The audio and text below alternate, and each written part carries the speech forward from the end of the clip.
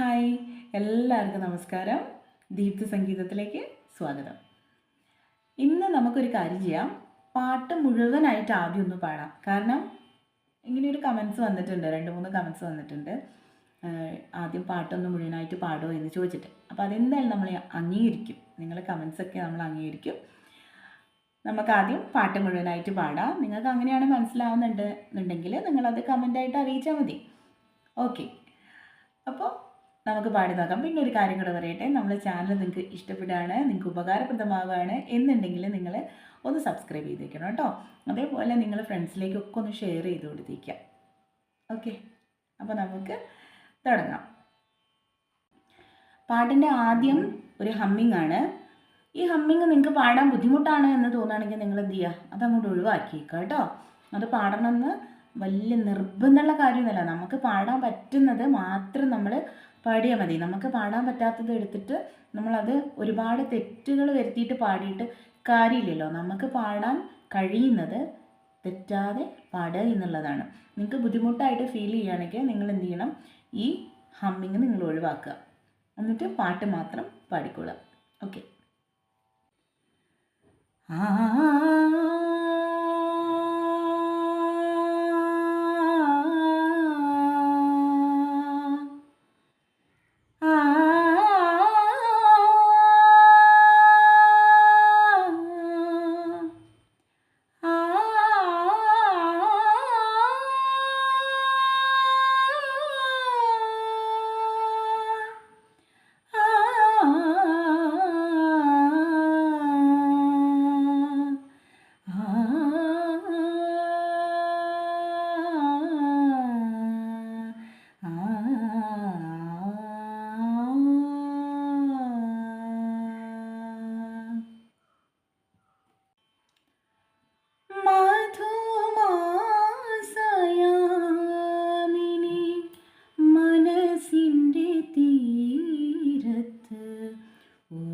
സുഗന്ധ പൂവിടർത്തി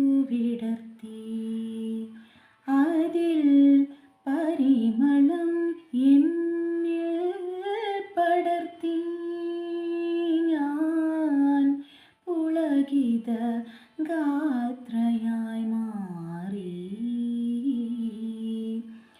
മധുമാസയാമിനി മനസ്സിൻ്റെ തീരത്ത് ഒരു സുഗന്ധ പൂവിടർത്തി.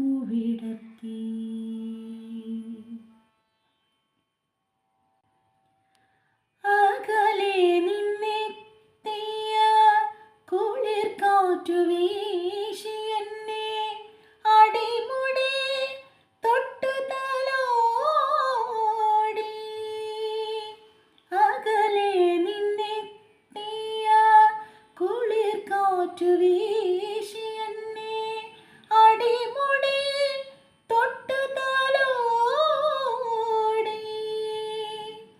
തരളിതം കൈകളാൽ തലോടി എൻ്റെ ഉടലാകെ സംഗീതമായി. എൻ്റെ ഉടലാകെ സംഗീതമായി.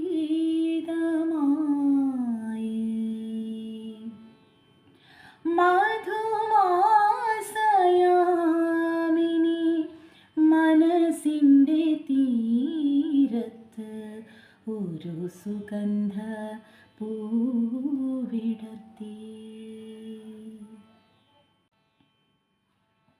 മിഴികൾക്കു മുന്നിൽ സ്വർഗം തുറന്നു ഓരോ ഗന്ധർവൻ വന്നു പാടി. മിഴികൾക്കു മുന്നിൽ സ്വർഗം തുറന്നു ഓരോ ഗന്ധർവൻ വന്നു പാടി.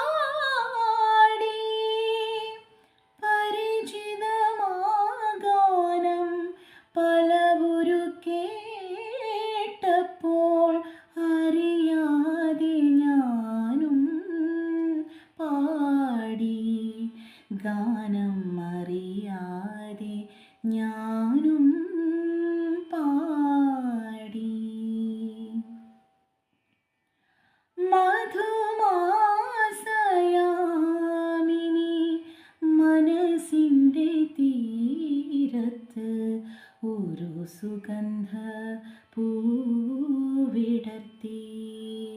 അതിൽ പരിമളം എന്നിൽ പടർത്തി ഞാൻ പുളകിത ഗാത്രയായി മാറി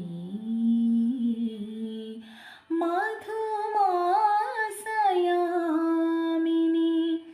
മനസ്സിൻ്റെ തീരത്ത് ഒരു സുഗന്ധ പൂവിടർത്തി.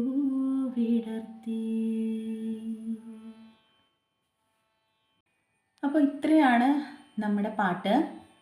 ഇത് ഞാൻ നിങ്ങൾ പറഞ്ഞ പോലെ തന്നെ ആദ്യം മുഴുവനായിട്ട് ആ പാട്ടൊന്ന് പാടിയിട്ടിട്ടുണ്ട്. ഇത് കേട്ട് നിങ്ങൾ പഠിക്കുകയാണെങ്കിൽ അങ്ങനെ നിങ്ങൾക്ക് പഠിക്കാം. ഇനി അത് കേട്ടിട്ട് നിങ്ങൾക്ക് മനസ്സിലാവുന്നില്ല എന്നുണ്ടെങ്കിൽ ഞാൻ ഓരോ പാരഗ്രാഫായിട്ട് ഇപ്പോൾ പറഞ്ഞു തരാം. അതും കൂടെ കേട്ട് മനസ്സിലാക്കി പഠിക്കാം. ഓക്കെ, അപ്പം നമുക്ക് ഫസ്റ്റ് പാരഗ്രാഫിലേക്ക് കയറാം. ഞാൻ പറഞ്ഞല്ലോ ഹമ്മിങ് നമുക്ക് പാടാൻ അത് സാധിക്കും, എന്നെക്കൊണ്ട് പറ്റും എന്നുള്ളവർ മാത്രം, അല്ലെങ്കിൽ ഏതെങ്കിലും ഒരു മ്യൂസിക് ടീച്ചറെ ഒക്കെ കണ്ടിട്ട് അവരെ സാന്നിധ്യത്തിൽ പഠിക്കുകയാണെങ്കിൽ നിങ്ങൾക്ക് കുറച്ചും കൂടെ നന്നായിട്ട് പഠിക്കാൻ പറ്റും. ഇല്ലാന്നുണ്ടെങ്കിൽ നിങ്ങൾക്ക് പഠിക്കാൻ ബുദ്ധിമുട്ടാണെന്നുണ്ടെങ്കിൽ നിങ്ങളത് ഒഴിവാക്കിയേക്കൂ കേട്ടോ. എന്നിട്ട് നമുക്ക് ഫസ്റ്റ് പാരഗ്രാഫിലേക്ക് കയറാം, പല്ലവിയിലേക്ക് കയറാം. അപ്പോൾ ശ്രദ്ധിക്കുക, ഫസ്റ്റ് നമ്മൾ ആ പാരഗ്രാഫ് പല്ലവി തുടങ്ങുമ്പോൾ തന്നെ നല്ല ഒഴുക്കോട് കൂടിയിട്ടാണ് അത് തുടങ്ങുന്നത്. അതൊന്ന് ശ്രദ്ധിച്ച് പാടണേ. മധുമാസ മധുമാസ ഇങ്ങനെയാണ് തുടങ്ങുന്നത്. യാമിനി യാമിനി. ഓക്കെ, മനസ്സിൻ്റെ തീരത്ത് തീരത്ത്. ഓക്കെ, ഒരു സുഗന്ധ ഒരു സുഗന്ധ. ശ്രുതി നന്നായിട്ട് ശ്രദ്ധിച്ച് പോകണം കേട്ടോ. ഒരു സുഗന്ധ പൂ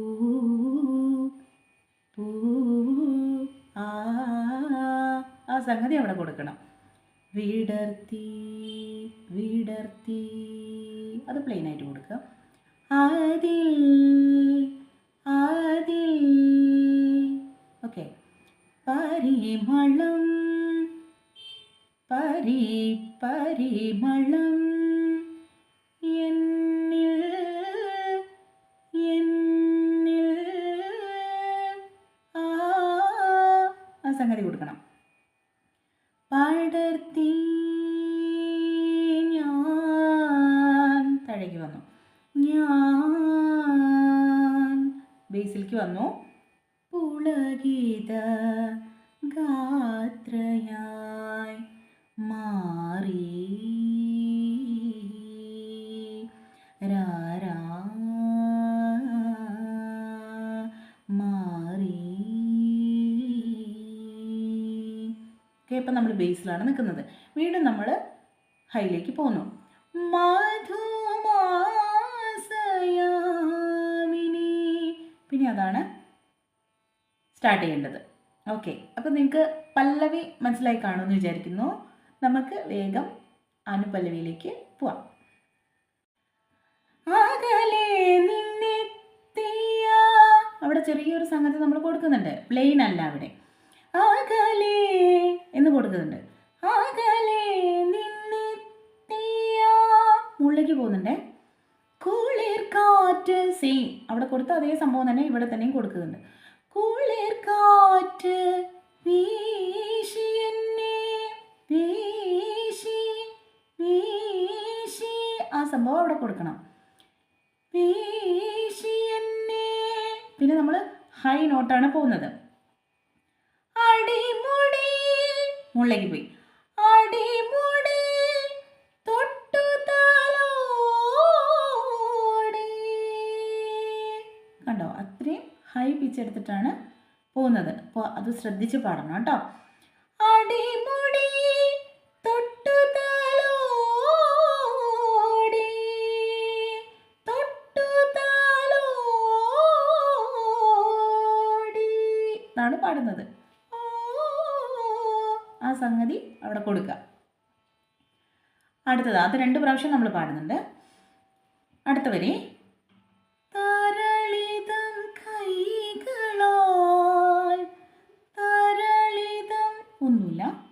പ്ലെയിൻ ആയിട്ട് പോവാണ്. കൈകളാൽ കുറച്ച് ഫീൽ കൊടുത്തിട്ട് പാടണം കേട്ടോ. കൈകളാൽ തലോടി തലോടി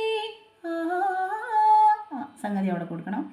എൻ്റെ ഉടലാകെ ഉടലാകെ ചെറിയ ചെറിയ നോട്ട്സാണ്, ഒന്ന് ശ്രദ്ധിച്ച് പാടിയാൽ മതി കേട്ടോ.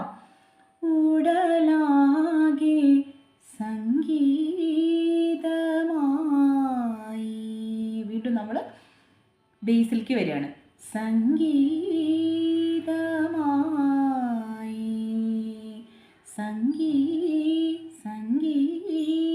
സംഭവം അവിടെ എടുക്കണേ. സംഗീതമായി ബേസിലെത്തി. വീണ്ടും എൻ്റെ, കണ്ടോ ശ്രുതി പോവാതെ ബേസ് നമ്മൾ പിടിച്ച് പാടണം. എൻ്റെ ഉടലാകെ സംഗീതമായി.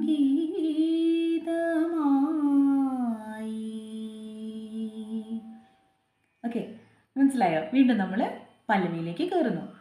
എവിടെ പാടണം? ഹൈ പാടണം.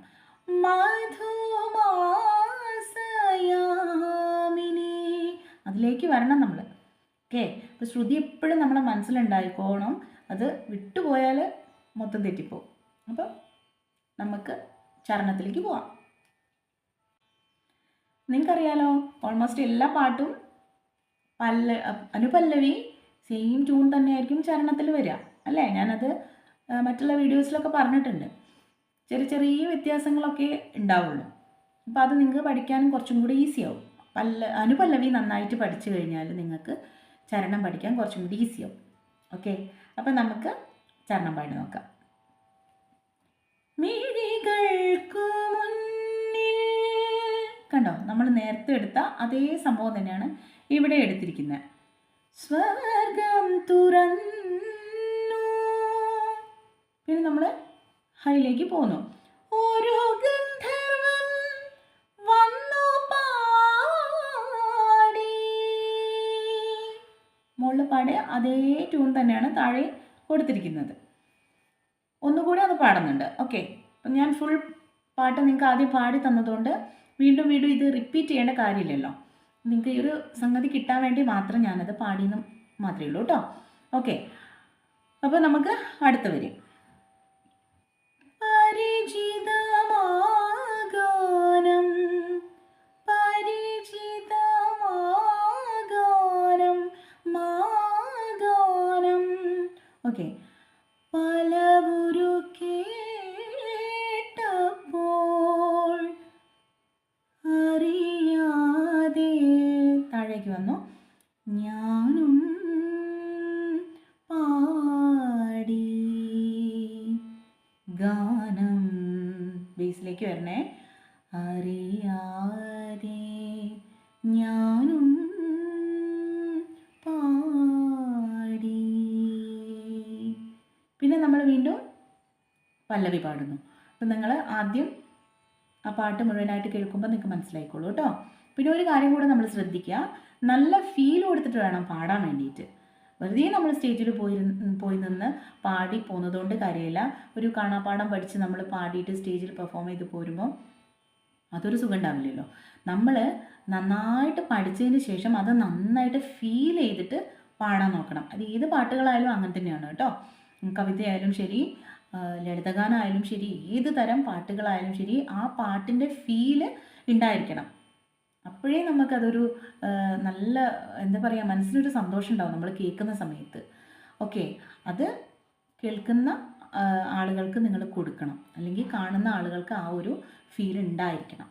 അതാണ് നമ്മളെ കഴിവ്. ഓക്കെ, അപ്പോൾ ഇന്നത്തെ വീഡിയോ നിങ്ങൾക്ക് ഇഷ്ടമായി കാണുമെന്ന് ഞാൻ വിചാരിക്കുന്നു. എന്തായാലും മറക്കാതെ അടുത്ത വീഡിയോയ്ക്ക് വേണ്ടി വെയിറ്റ് ചെയ്യുക. അപ്പോൾ ശരി, എല്ലാവർക്കും ടാറ്റ.